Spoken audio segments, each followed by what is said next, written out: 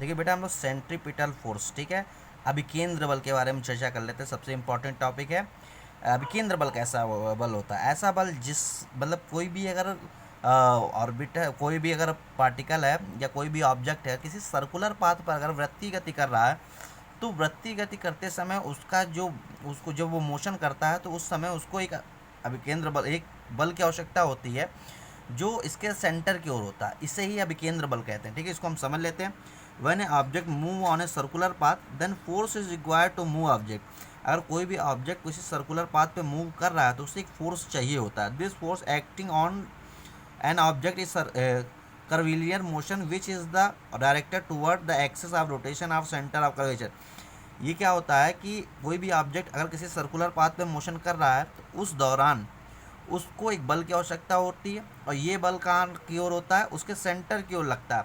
इसलिए इसको हम सेंट्रीपिटल फोर्स बोलते हैं। इस फोर्स को हम सेंट्रीपिटल फोर्स बोलते हैं। इसकी डायरेक्शन क्या होती है बेटा?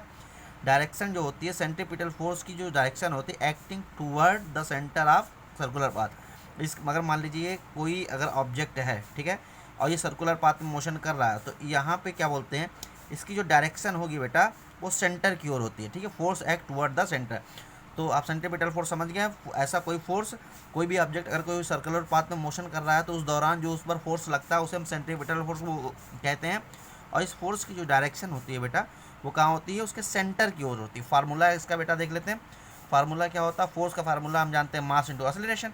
अब यहाँ कोई भी ऑब्जेक्ट अगर सर्कुलर पाथ पे अगर मोशन कर रहा है तो उस समय जो उसका उस पर जो एक्सेलरेशन काम करता है वो बेटा होता है सेंट्रीपिटल एक्सेलरेशन होता है। वो जो उसका फार्मूला होता है v² ये कभी आगे वीडियो में हम इसको शेयर कर देंगे।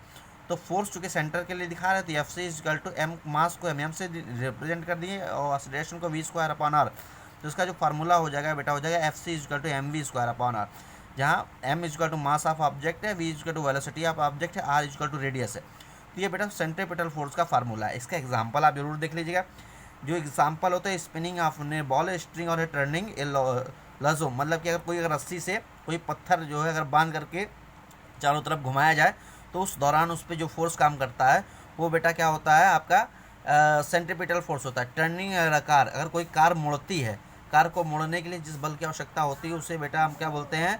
उसको हम बोलते हैं centripetal force. Planet orbit around the sun, कोई भी सन जो सन के चारों ओर जो प्लैनेट्स होते हैं वृत्तीय गति करते हैं, सर्कुलर पाथ करते हैं, उस दौरान जो उसके जो है फोर्स लगता है सन और उस प्लैनेट के बीच, वो आपका क्या कहलाता है? सेंट्रीपिटल फोर्स कहलाता है। तो सेंट्रीपिटल फोर्स आप अच्छे से समझ गए होंगे। सेंट्रीपिटल फोर्स वो फोर्स होता है जब कोई भी ऑब्जेक्ट कोई सर्कुलर पाथ करता है उस दौरान जो उस पर फोर्स काम करता है उसे ही सेंट्रीपिटल फोर्स कहते हैं। इसकी डायरेक्शन हमेशा सेंटर की ओर होती है। फार्मूला जो इसका होता है F C equal to mv²/, या F C represent to centripetal force. और एग्जाम्पल इसका देख लेंगे। कोई कार, कोई भी ब्रह्मांड में, पूरे यूनिवर्स में जो भी कोई वृत्तीय गति हो रही है, सर्कुलर मोशन हो रहा, उस दौरान जो फोर्स काम करता है वो बेटा सेंट्रीपिटल फोर्स ही होता है। आपको ये क्लियर समझ में आ गया? अगर जो बच्चे नए इस चैनल पे आए हुए हैं उसको लाइक सब्सक्राइब जरूर कर दीजिएगा।